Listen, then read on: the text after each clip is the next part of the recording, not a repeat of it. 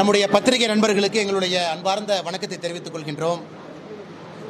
இன்று பாரதிய ஜனதா கட்சியில் இணைந்திருக்கக்கூடிய அன்பு சகோதரர்கள் இந்த நேரத்தில் வரவேற்கிறோம். குறிப்பாக தென்னிந்திய மீனவர்கள் கூட்டமைப்பு, சவுத் இந்தியன் ஃபிஷர்மென் ஃபெடரேஷன், அந்த முழு அமைப்பு இன்று பாரதிய ஜனதா கட்சியோடு தன்னை இணைத்துக் கொண்டிருக்கின்றார்கள். அதனுடைய தலைவராக இருக்கக்கூடிய அண்ணன் ஜெயபாளையன் அவர்கள் தலைமையில் இன்று முழுவதுமாக மாநிலத்தினுடைய தலைவர், துணைத் தலைவர், அமைப்புச் செயலர் உட்பட சில மாவட்டத்தினுடைய தலைவர்களும் முழுமையாக பாரதிய ஜனதா கட்சியோடு தன்னை இணைத்திருக்கின்றார்கள். அண்ணன் ஜெயபாளையன் அவர்கள் என்னோடு இருக்கின்றார்கள். அவர்களுக்கும் இந்த நேரத்தில் வருகின்ற பாரதிய ஜனதா கட்சியினுடைய வரவேற்பை அளித்துக் கொள்வதிலே நாங்கள் பெருமை அடைகின்றோம். ஒரு 3-4 விஷயங்களை பத்திரிகை நண்பர்களிடம் பேச வேண்டும் என்பதற்காக இந்த பத்திரிகையாளர் சந்திப்பில் இருக்கோம். 2-3 விஷயம். முதல் விஷயம், சமீபத்தில் ராமேஸ்வரம் பகுதி, குறிப்பாக நம்முடைய பாம்பன் பகுதியிலிருந்து நம்முடைய மீனவ சொந்தங்கள் டெல்லியில் நேற்று முன்தினம் நம்முடைய மத்திய வெளியுறவுத்துறை அமைச்சர் திரு ஜெய்சங்கர் அவர்களை சந்திப்பதற்காக நேரம் கேட்டிருந்தோம். அதே நேரத்தில் நாங்கள் வலியுறுத்தி இருந்தோம், அமைச்சர் அவர்களை சந்திக்கும் பொழுது எங்களோடு மீன்வளத்துறை அமைச்சரவையினுடைய செயலாளரும் வெளியுறவுத்துறை அமைச்சரவையில் இருக்கக்கூடிய மூத்த அதிகாரிகளும் இருந்தால் சிறப்பாக இருக்கும் என்று. அதே போல் நம்முடைய சந்திப்பின் போது அமைச்சர் அவர்கள் மீன்வளத்துறையினுடைய செயலாளரையும் அழைத்திருந்தார்கள், ஃபிஷரிஸ் டிபார்ட்மெண்ட்டுடைய செக்ரட்டரி. அதனால் எல்லா விஷயங்களையும் கூட ஒரே நேரத்தில் 1 மணி நேரம் அந்த நிகழ்வில் பேசுவதற்கு நமக்கு ஒரு வாய்ப்பு கிடைத்தது. அதில் குறிப்பாக இந்த 2024 இந்திய இலங்கை எல்லை பகுதியில் அதிகப்படியான தமிழ் மீனவர்கள் குறிப்பாக இந்த ஆண்டு கைது செய்யப்பட்டிருக்கிறாங்க. 2024 இதுவரை 273 மீனவர்கள் கைது செய்யப்பட்டிருக்கின்றார்கள் ஒரே ஆண்டில். அதில் 204 மீனவர்கள் விடுதலை செய்யப்பட்டிருக்கின்றார்கள். இன்னும் 69 மீனவர்கள் சிறையில் இருக்கிறார். அதில் 61 மீனவர்கள் இலங்கையினுடைய சிறையில் ஜுடிஷியல் கஸ்டடியில் இருக்கிறாங்க. 8 மீனவர்கள் தண்டனை பெற்று சிறையில் இருக்கிறாங்க. 3 போட்டினுடைய முதலாளிகளுக்கு அபராதம் விதித்திருக்கின்றார்கள். இதெல்லாம் கவனத்துக்கு கொண்டு வந்தோம். அபராதம் இல்லாமல் வேகமாக மீட்கணும்.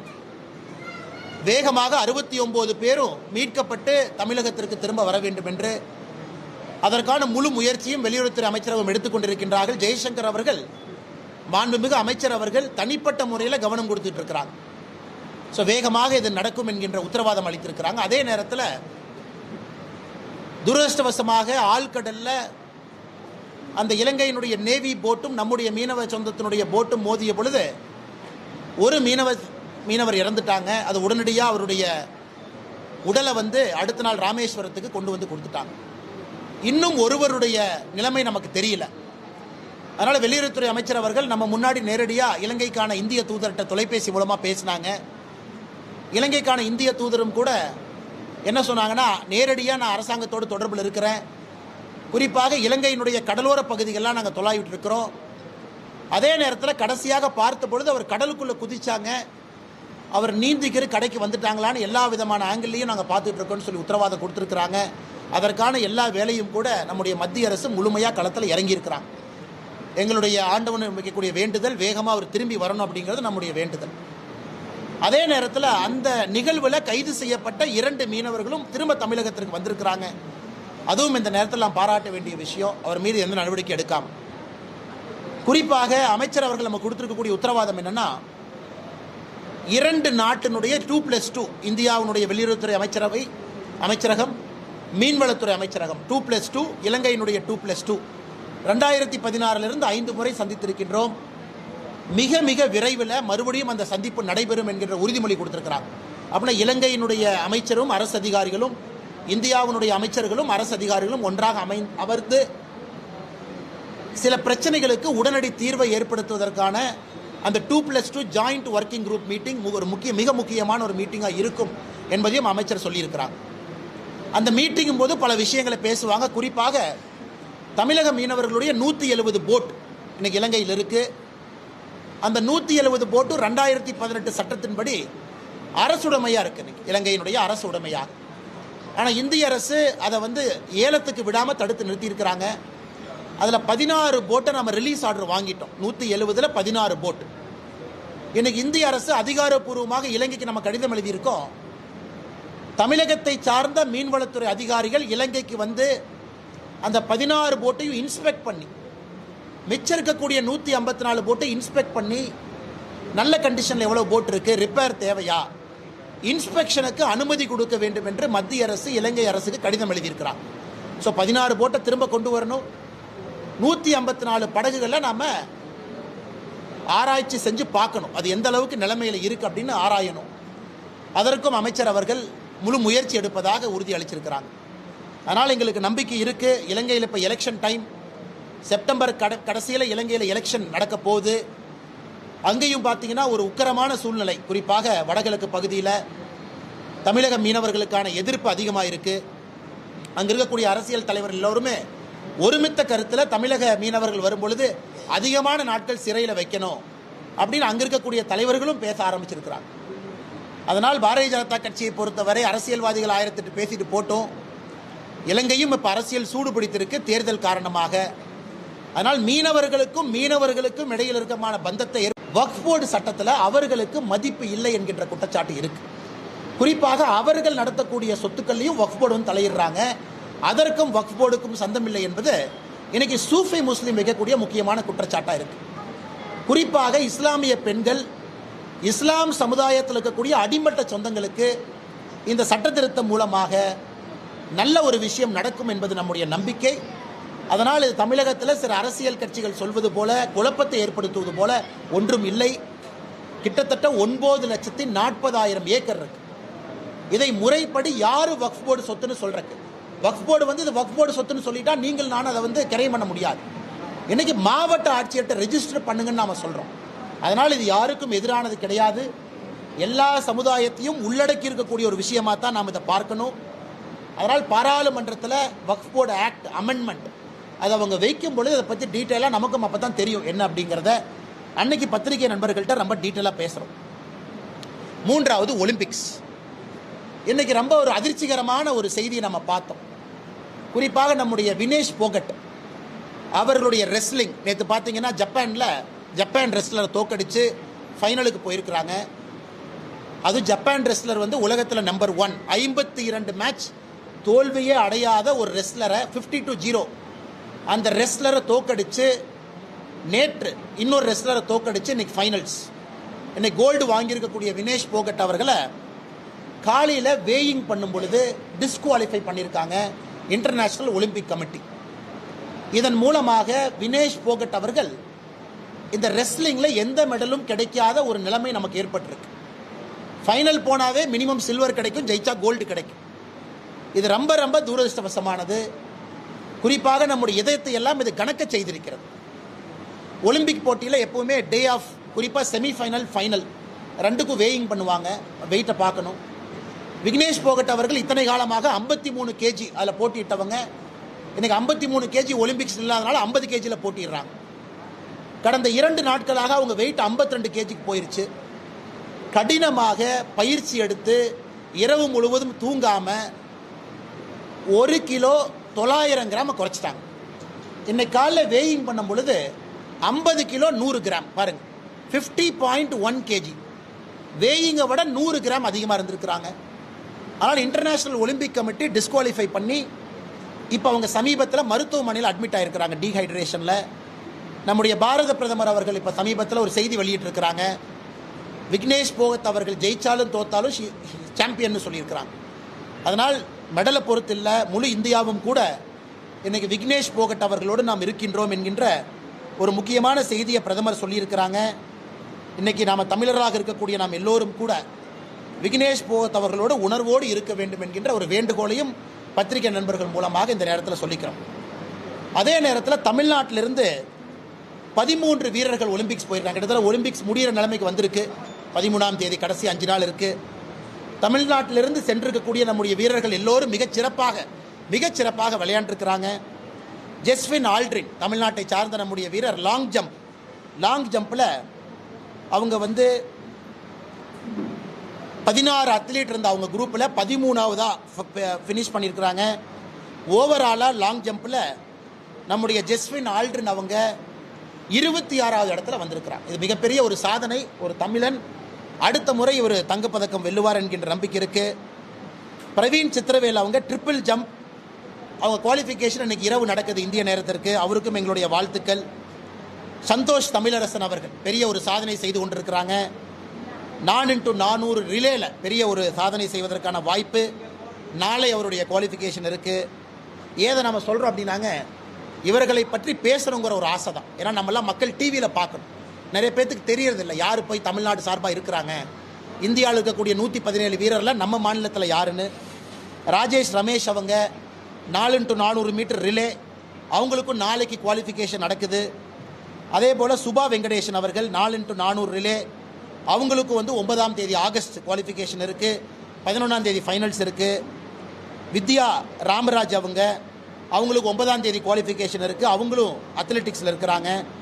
விஷ்ணு சரவணன் செயிலிங் தமிழகத்திலிருந்து அவங்க இன்னைக்கு 18வது பொசிஷனில் ஃபைனல்ஸ்க்கு குவாலிஃபை ஆகலை. 10 பேர் மட்டும்தான் ஃபைனல்ஸ்க்கு போக முடியும். சரவணன் அவர்கள் 18வது நமக்கு பெருமை சேர்த்திருக்கிறாங்க.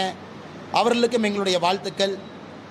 நேத்ரா குமரன் செயிலிங், நேத்ரா குமரன் 21வது இடத்தை பிடிச்சிருக்கிறாங்க. ஃபைனல்ஸ் குவாலிஃபை ஆகலை. அவர்களுக்கும் எங்களுடைய வாழ்த்துக்கள். அன்பு சகோதரர் பிருத்திவிராஜ் தொண்டமான் அவங்க இந்த முறை பல வேர்ல்டு கப்பில் கோல்டு மெடல் வாங்கினாங்க. நல்ல ஃபார்ம். உறுதியாக தமிழ்நாட்டுக்கு ஒரு கோல்டு மெடல் கிடைக்கும்னு நம்ம சொன்னோம்னா பிருத்திவிராஜ் தொண்டைமான் அவங்க ஒலிம்பிக்ஸ்க்கு போனாங்க. ஆனால் துரதிர்ஷ்டவசமாக அவரும் கூட மிகச்சிறப்பாக அந்த ஷூட்டிங்கில் பங்கேற்றும் கூட 21வது இடத்தை பிடிச்சிருக்கிறாங்க. ஃபைனலுக்கு போக முடியல. அவருக்கும் எங்களுடைய வாழ்த்துக்கள். அன்பு சகோதரி இளவெனில் வளரிவன் ஒரு பெரிய நம்பிக்கையை நம்ம கொடுத்து கொண்டிருக்கக்கூடிய அன்பு சகோதரி ஏர் ரைஃபிளில் 10வது இடத்துல வந்தாங்க. 10வது இடத்துல 10 மீட்டர் ஏர் ரைஃபிள். ஆனால் 8 பேர் தான் ஃபைனல் போக முடியும். ஆனால் அன்பு சகோதரிக்கு எங்களுடைய வாழ்த்துக்களை தெரிவிச்சுக்கிறோம். இந்த முறை ஃபைனலுக்கு அவங்களால போக முடியல. சரத் கமல் அவர்கள் நம்முடைய பெரிய ஒரு சூப்பர் ஸ்டார், அவங்க ரவுண்ட் ஆஃப் 64ல் தோத்துட்டாங்க. டீம் ஈவெண்ட் இன்றைக்கி சைனாவோடு இருக்குது. வெற்றி பெறட்டும் என்கின்ற வாழ்த்துக்கள். சத்யன் அவர்களுக்கும் இன்றைக்கி ஈவெண்ட் இருக்குது. ஸ்ரீராம் பாலாஜி அவங்க டென்னிஸ், ரோஹன் போப்பண்ணாவோட பங்கேற்றாங்க. அவங்க கூட முதல் ரவுண்டில் வெற்றி வாய்ப்பை இழந்துட்டாங்க. ஸோ 13 தமிழர்கள் இருக்கிறாங்க ஒலிம்பிக்ஸில். அதில் 6 தமிழர்கள் நாம் பார்ப்போம் இன்றைக்கி, நாளைக்கு, நாளான்னைக்கு. குறிப்பாக அவங்களுடைய triple jump, 4x400 relay, table tennis team காம்படிஷனில் அவர்கள் சாதனை புரிய வேண்டும் என்று ஆண்டவனை வேண்டிக் கொள்கின்றோம். அவர்கள் நிச்சயமாக இந்தியாவிற்கும் தமிழகத்திற்கும் பெருமை சேர்ப்பாங்க. நமக்கு ஒரு மெடல் கிடைக்கும் என்று இந்த நேரத்தில் நாங்கள் நினைக்கிறோம். கடைசியாக நம்முடைய உச்சநீதிமன்றத்தினுடைய சமீபத்து தீர்ப்புகள். எஸ்சி சமுதாயத்திற்கான ஒரு மிக முக்கியமான தீர்ப்பை உச்சநீதிமன்றம் கொடுத்துருக்கிறாங்க. எஸ்சி சமுதாயத்திற்கான உள்ளொதுக்கீடு அது செல்லாது செல்லும் என்கின்ற குழப்பத்துக்கு இன்றைக்கி உச்சநீதிமன்றம் அருமையான தீர்ப்பு கொடுத்துருக்குறாங்க. அது பார்த்திங்கன்னா ஒரு பெரிய லாங் தீர்ப்பு, 534 பக்கம் இருக்கக்கூடிய ஒரு ஜட்ஜ்மெண்ட்டு. அதில் எஸ்சி சமுதாயத்துக்குள்ள சப் கேட்டகரைசேஷன் செல்லும், அது கான்ஸ்டியூஷனலி வேலிட் என்கின்ற ஒரு முக்கியமான தீர்ப்பு கொடுத்துருக்குறாங்க. அந்த முக்கியமான தீர்ப்பு நம்முடைய தமிழகத்திற்கு பொருந்தும். தமிழகத்தில் 18% டோட்டல் ரிசர்வேஷன் நம்முடைய எஸ்சி சமுதாய சொந்தங்களுக்கு இருக்குது. அதில் 3 சமுதாயம் உள்ளொதுக்கீடு 3% உள்ளொதுக்கீடு நம்முடைய அருந்ததியர் சமுதாயத்துக்கு இருக்குது. இன்றைக்கி அருந்ததியர் சமுதாயத்தினுடைய நீண்ட நாள் ஒரு கோரிக்கை என்னென்னா, இந்த 3% ரிசர்வேஷனை ரீவிசிட் பண்ணணும். நமக்கு தெரியும் ஏழையிலும் ஏழை என்கின்ற ஒரு சமுதாயம் அருந்ததியர் சமுதாயம். அதனால் பாரதிய ஜனதா கட்சியை பொறுத்தவரை அருந்ததியர் சமுதாயம் எல்லா சமுதாயத்தோடு துணை நிற்கின்றோம். நிச்சயமாக இதை ஆராய்ந்து மறுபடியும் ஸ்டடி பண்ணி 3% மேலே உயர்த்த வேண்டுமா என்கின்ற ஒரு நிலையை தமிழக அரசு அனைத்து கட்சி கூட்டத்தை கூடி முடிவெடுக்கும் பொழுது பாரதிய ஜனதா கட்சி நிச்சயமாக அவர்களோடு துணை இருப்போம். அதற்கு அனைத்து கட்சி கூட்டத்தை கூட்டணும், ஒரு நல்ல முடிவெடுக்கணும் என்பது எங்களுடைய வேண்டுகோள். அதே நேரத்தில் இந்த தீர்ப்பில் கிரீமி லேயர் அப்படிங்கிற ஒரு கான்செப்டை கொண்டு வந்திருக்காங்க. இது ஓபிசிக்கு கிரீமி லேயர்த்தனால இருக்குது. இப்போ எஸ்சி சமுதாயத்திற்கு கிரீமி லேயர் அப்படிங்கிற ஒரு தன்மையை உச்சநீதிமன்றத்தினுடைய தீர்ப்பில் இருக்குது. இன்றைக்கி பாரதிய ஜனதா கட்சி அகில இந்திய தலைவர்கள் இந்த ஜட்ஜ்மெண்ட்டை ஸ்டடி பண்ணிகிட்டு இருக்காங்க. தமிழகத்தில் நம்முடைய மூத்த தலைவர், மாநிலத்தினுடைய துணைத் தலைவர் ஐயா விபி துரைசாமி அவர்களும் கூட அந்த கலந்தோசிப்பில் இருக்கிறாங்க, அந்த கலந்தாய்வு செஞ்சுக்கிட்டு இருக்கிறாங்க. எப்படி நம்முடைய முடிவை எடுக்க வேண்டும், என்ன சொல்லியிருக்கிறாங்க, இதனால் என்ன பாதிப்பு என்கின்ற பலவிதமான கருத்துக்கள் நாம் எடுத்துக்கொண்டிருக்கின்றோம். அதை பற்றி நம்முடைய அகில இந்திய தலைவர்கள் முடிவெடுத்த பிறகு பாரதிய ஜனதா கட்சி தமிழ்நாடு எங்களுடைய அதிகாரப்பூர்வமான முடிவை நம்முடைய பத்திரிகை நண்பர்கள் மூலமாக தமிழக மக்களுக்கு சொல்வதற்கு நாங்கள் கடமைப்பட்டிருக்கின்றோம். அதே நேரத்தில் நம்முடைய தேசிய ஜனநாயக கூட்டணியுடைய ஒரு முக்கியமான அங்கம் வகிக்கக்கூடிய பாட்டாளி மக்கள் கட்சி அன்பண்ணர் அன்புமணி ராமதாஸ் அவர்கள் நேற்று பத்திரிகையாளர் சந்திப்பு நடத்தினாங்க. அதில் நிறைய விஷயங்களை பேசுகிறாங்க. அவர் பேசியிருக்கக்கூடிய எல்லா கருத்துக்களிலும் எங்களுக்கு ஒப்பிகை இருக்குது. குறிப்பாக குரூப் 4 டேட்டாவை வச்சு பேசினாங்க. குரூப் 1, குரூப் 2, குரூப் 3 டேட்டாவை பற்றி பேசவில்லை என்கின்ற புள்ளி விவரத்தை கொடுத்தாங்க. குரூப் 1 எப்படி இருக்குது, குரூப் 2 எப்படி இருக்குது, குரூப் 3 எப்படி இருக்குது. ஆனால் பாரதிய ஜனதா கட்சியை பொறுத்தவரை குறிப்பாக எம்பிசி தமிழ்நாட்டில் எந்த ஒரு சமுதாயத்திற்கும் பாதிப்பு இல்லாத அளவுக்கு நாம் ஒரு முடிவு எடுக்கணும். அதற்கு முதலமைச்சர் அவர்கள் அனைத்து கட்சி கூட்டத்தை கூட்டணும். நேற்று நம்முடைய அன்புமணி ராமதாஸ் அவர்கள் சொல்லியிருக்கக்கூடிய நிறைய செய்திகள் முக்கியமான செய்திகள், தரவு ஆதாரத்தோடு பேசியிருக்கிறாங்க. அது பாரதிய ஜனதா கட்சி அவர் பேசிய கருத்துக்களில் எங்களுக்கு ஒப்புகை இருக்குது. ஆனால் எந்த சமுதாயத்திற்கும் பாதிப்பு இல்லாமல் இது இருக்க வேண்டும் என்று நினைக்கின்றோம். அதற்கு முதலமைச்சர் அவர்கள் அனைத்து கட்சி கூட்டத்தின் மூலமாக ஒரு முடிவெடுத்து இந்த எல்லா பிரச்சனைகளுக்கும் அடிப்படையில் ஒரு முற்றுப்புள்ளி வைக்க வேண்டும் என்பது எங்களுடைய கோரிக்கையாக இருக்குது. சம்பந்தமாக பாரதிய ஜனதா கட்சி சார்பாக அண்ணன் ஏஜி சம்பத் அவர்கள் இதை இன்னும் ரொம்ப தீர்க்கமாக ஆராய ஆரம்பிச்சிருக்கிறாங்க. அவரும் கூட அவருடைய தலைமையில் எங்களுக்கு மிக விரைவில் ஒரு அறிக்கை கொடுக்கிருக்கிறாங்க. அது அனைத்து கட்சி கூட்டத்திற்கு செல்லும் பொழுது பேசுவதற்கு அது எங்களுக்கு ஏதுவாக இருக்கும். அது இல்லாமல் 2 தினத்திற்கு முன்பு ஒரு முக்கியமான செய்திக்குறிப்பு நாங்கள் வெளியிட்டிருந்தோம். முதலமைச்சர் கோப்பையை தமிழகத்தில் 12 வயசுலேருந்து 19 வயசுக்குள்ள ஒரே கேட்டகரியாக வச்சிருக்கிறாங்க. இது எங்களை பொறுத்தவரை இது முட்டாள்தனம் என்கின்ற வார்த்தையை பயன்படுத்தணும். இந்த 12 to 19 தான் அடுத்த ஒலிம்பிக்ஸ் யார் போகிறாங்க, யார் மெடல் கிடைக்கும், ஏஷியன் கேம்ஸு, வேர்ல்டு சாம்பியன்ஷிப் நமக்கு தெரியும். இந்தியாவில் தேசிய விளையாட்டு கூட்டமைப்பு என்ன சொல்கிறாங்கன்னா 11 to 14 ஒரு கேட்டகரி, 14 to 17 ஒரு கேட்டகரி, 17 to 19 ஒரு கேட்டகரி, 3 கேட்டகரியாக பிரிச்சிருக்கிறாங்க. அது இந்தியன் ஸ்விம்மிங்காக இருக்கட்டும், எதாக இருந்தாலும் கூட 3 கேட்டகரியில் தான் மெடல் கிடைக்கும். ஆனால் தமிழ்நாட்டில் 12 to 19னா 12 வயசு பையன் பொண்ணும் 19 வயசு பையன் பொண்ணு எப்படி ஒன்றா இருக்க முடியும்? அதனால் உடனடியாக விளையாட்டுத்துறை அமைச்சர் முதலமைச்சர் அவர்கள் தலையிட்டு இதை 3 கேட்டகரியாக பிரிக்கணும். இந்திய தேசிய விளையாட்டு கூட்டமைப்பினுடைய அடிப்படை எப்படி வச்சிருக்கிறாங்களோ இங்கேயும் அப்படி இருக்க வேண்டும் என்பது எங்களுடைய வேண்டுகோள். இதை மாநில அரசு செய்வார்கள் என்கின்ற நம்பிக்கை எங்களுக்கு இருக்கு. இதை தாண்டி பத்திரிகை நண்பர்களுக்கு கேள்வி இருந்தால் கேளுங்கன்னா பதில் சொல்லுங்கள். ஐயா இப்படி வரோங்க, ஐயா இப்படி வரோம்.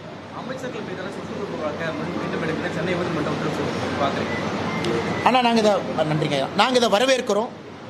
காரணம் பாரதிய ஜனதா கட்சி தொடர்ச்சியாக நாங்கள் வைக்கக்கூடிய குற்றச்சாட்டு. இன்னைக்கு நம்முடைய முதலமைச்சர் மு க ஸ்டாலின் ஐயா கேபினெட்டில் இருக்கக்கூடிய அமைச்சர் 3ல் 1 பேர் மேலே சொத்து குவிப்பு வழக்கு நீதிமன்றத்தில் இருக்கு. 35 பேர் இருக்காங்கன்னா 1/3, 3ல் 1 நீதிமன்றத்தில் சொத்து குவிப்பு வழக்கு இருக்கு. எப்படி இவர்களால் நேர்மையான ஒரு ஆட்சி கொடுக்க முடியும்? எம்பி எம்எல்ஏவாக இருந்தால் ஸ்பெஷல் கோர்ட்டுன்னு நம்ம சொல்கிறோம். அதனால் இது தாமதமாக இந்த நீதிமன்றத்தினுடைய தீர்ப்பு வந்திருந்தாலும் வேகமாக தீர்ப்பு வர வேண்டும். குறிப்பாக இந்த ஜட்ஜ்மெண்ட்டில் அமைச்சர்கள் KKSSR அவர்களும் தங்கம் தென்னரசு அவர்களும் இருக்கிறாங்க. அதனால் விரைந்து நடவடிக்கை எடுக்கணும். ஏன்னா எப்படி மேனிப்புலேட் பண்ணியிருக்காங்க அப்படின்னு இதுக்கு முன்னாடி ஜட்ஜ்மெண்ட்டில் நமக்கு தெரிஞ்சிருச்சு, லோவர் கோர்ட்டில் எப்படி மேனிப்புலேட் பண்ணியிருக்காங்கன்னு. அதனால் பாரதிய ஜனதா கட்சி உயர்நீதிமன்றத்தினுடைய தீர்ப்பை வரவேற்கிறோம்.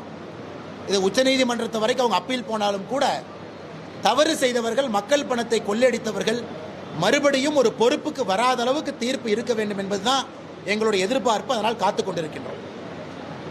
அண்ணா சொல்லுங்கண்ணே. கொலை வழக்கில் தொடர்ச்சியாக கைது நடவடிக்கை நடந்துகிட்டே வருது. இப்போ இன்னைக்கு கூட கைதாக இருக்குது காங்கிரஸ்ல ஒரு முக்கியமான அண்ணா, இந்த ஆம்ஸ்ட்ராங் கொலை வழக்கில் ஒரு விஷயம் தமிழகத்தினுடைய காவல்துறையை நாங்கள் பாராட்டுறோம். ஏன் பாராட்டுறோம் நாங்கன்னா, சமீபத்தினுடைய காவல்துறையினுடைய செயல்பாடுகளை பார்க்கும் பொழுது ரொம்ப டீப்பாக போகணும்.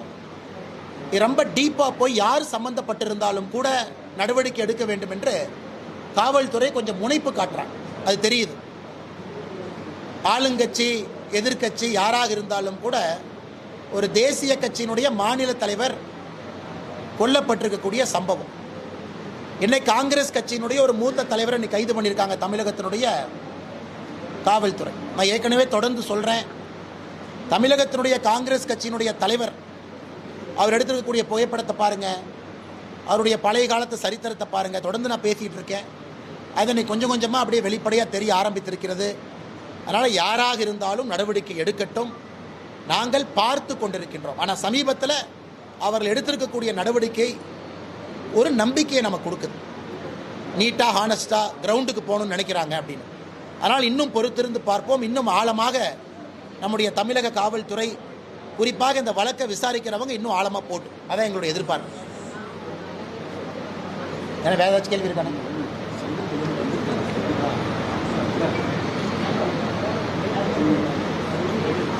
வேறு ஏதாச்சும் இருக்குங்களா மேடம்?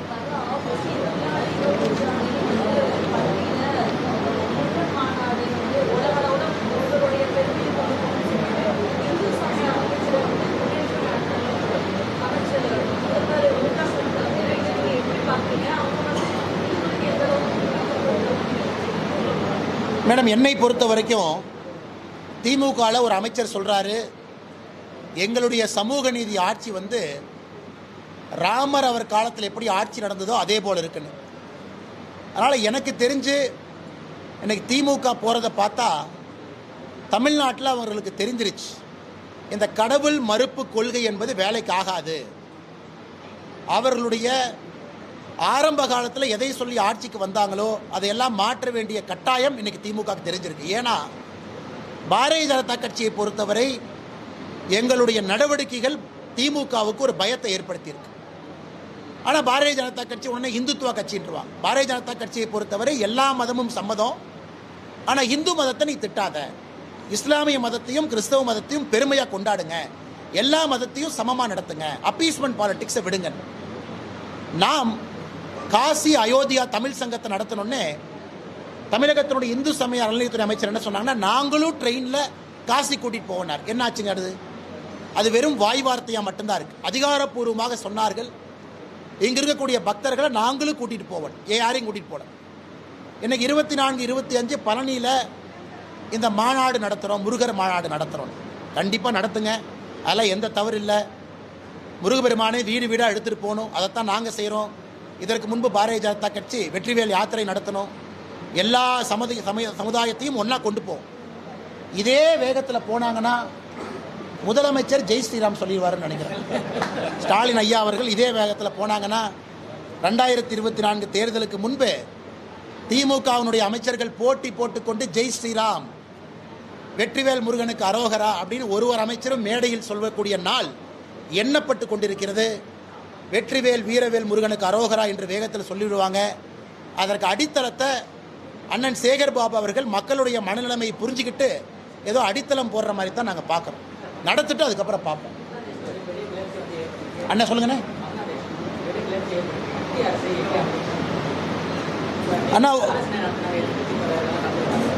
அண்ணா எதிர்கட்சி தலைவர்கள் எல்லோரும் ஒருமித்த கருத்தாக சொல்லியிருக்கிறாங்க. பங்களாதேஷை பொறுத்தவரை இந்திய அரசு எடுக்கக்கூடிய முடிவுக்கு எதிர்க்கட்சிகள் துணை இருக்கும்னு சொல்லியிருக்கிறாங்க. இதை நாங்கள் வரவேற்கின்றோம்.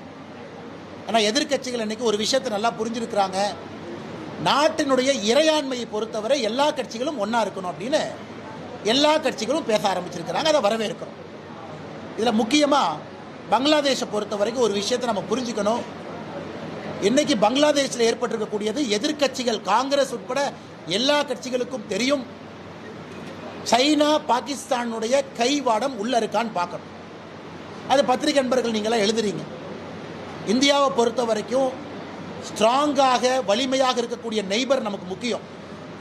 ஆப்கானிஸ்தான் ஒரு பக்கம், தாலிபானுடைய ஆட்சி, சமீபத்தில் நேபாளில் அரசியல் மாற்றம், மால்டீவ்ஸ் சைனாவுடைய ஆதிக்கம், ஸ்ரீலங்கா பொருளாதார பிரச்சனையிலிருந்து இப்போ தான் வெளியே வர்றாங்க, பங்களாதேஷ் உள்ளே பிரச்சனை.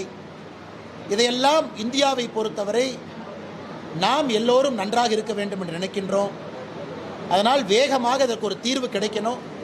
அதற்கு எல்லா கட்சிகளும் மத்திய அரசு எடுக்கக்கூடிய முடிவுகளுக்கு துணை இருக்கணும். எதிர்கட்சிகளுடைய நேற்றைய பேச்சு நமக்கு நம்பிக்கை அளிச்சிருக்கு. அதனால் நேர்கோட்டு பாதையில் எல்லா கட்சிகளும் இதை ஒரே இடத்துல அணுகுவாங்கிற நம்பிக்கை அளிச்சிருக்கு.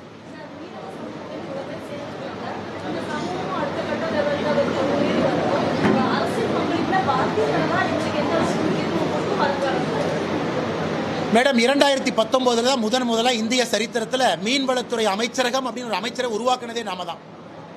அதில் முதல் இணையமைச்சராக நம்முடைய அண்ணன் முருகன் அவர்கள் இருந்தார்கள். ஆனால் நாங்கள் நிறைய மீனவ சொந்தங்கள் கட்சியில் இணையணும், அவர்களுக்கான அரசியல் அங்கீகாரம் கிடைக்கணும்னு நினைக்கிறோம். அதனுடைய வெளிப்பாடு தான் இது. ஐயா எல்லாம் வந்திருக்கிறாங்க, தலைவர்கள் இணைஞ்சிருக்கிறாங்க. இன்னொரு வெளிப்பாடு, ஒரு சாதாரண மனிதனை விட ஒரு மீனவன் அதிகமாக கஷ்டப்படுறான் பார்டரில். இலங்கைக்கு நான் அடிக்கடி போகக்கூடிய காரணமும் கூட நம்முடைய காலத்தில் இந்த பிரச்சனைக்கு ஒரு தீர்வு வர வேண்டும் என்கின்ற ஒரு முனைப்பில். அதை மோடி ஐயாவும் நினைக்கிறாங்க, ஜெய்சங்கர் ஐயாவும் நினைக்கிறாங்க.